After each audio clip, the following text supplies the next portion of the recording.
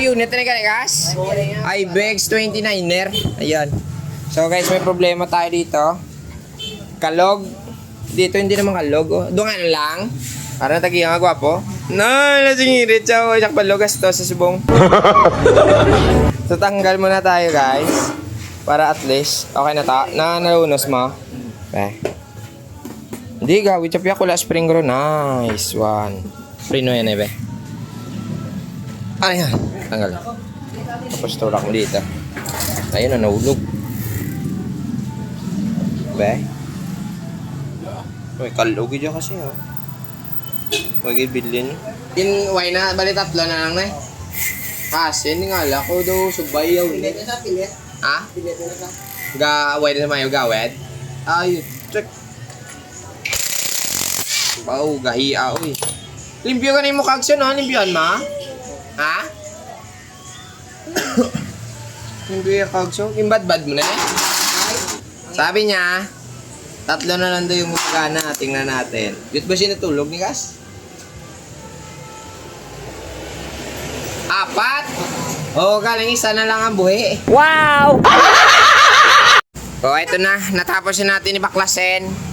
Kailangan magpapalit tayo ng lahat ng bearing. Ubusin yan. Ayan pa oh. Na, diyo po. Taigpig ko ang animal yaw. Gago! So, ito na natanggalan nato niya bearing guys. Ang tubang 6903 duha. Iya pa nga boy. Ito na ni. Ang likod, tatlo ka 690 to kag isa ka 15267 wen. Law na. Ito na lang yung mga hugasan natin no. Yan, ito na. Yung mga pulse niya, QR adapter, yung mga spacer sa gitna. Ayan. Kailangan yan yung hugasan. Ayan. Tanggal. Wala tayong iiwan dyan na dumi.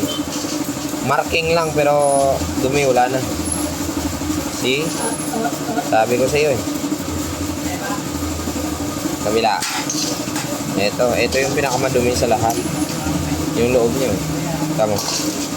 Yak!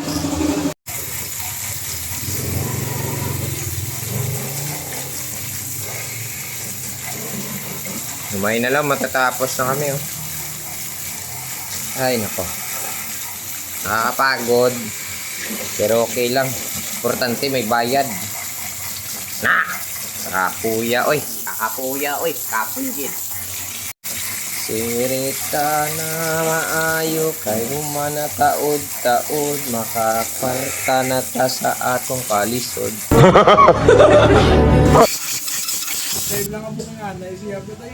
Lagay na lang tayo ng papadanlog para babalik na natin to. Gumanda naman yung bike ni boss. Ginano ko ah.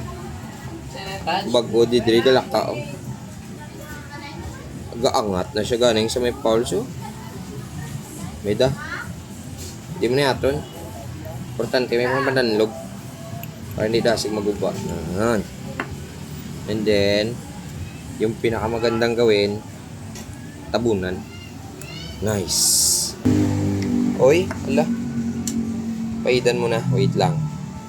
Magkabilaan para at least pagsulod sa bearing good. Balik na natin to para tatakbo na yung bike ni boss. Weh. Wow. Sulod ko mangle. Sabi ko hindi mo sulod. Nice.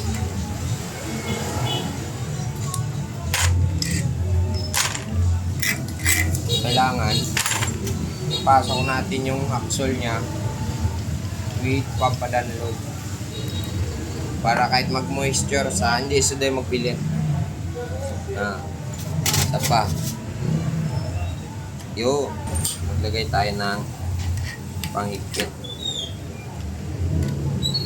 Tulak niyo yung bearing papasok. Yan. Nice. Oh, ari na natapos na guys. Naglimpyo, nakita mo ng iyang ka, no? Pasang, nakita mo niya rin daw, no? Low, ay churay, nagina ba? Bilat sa hilik, ya. Tayo kayo nakas? Bayad naman? Woo! Kaluyan, kwarta naman. Uy, sana all.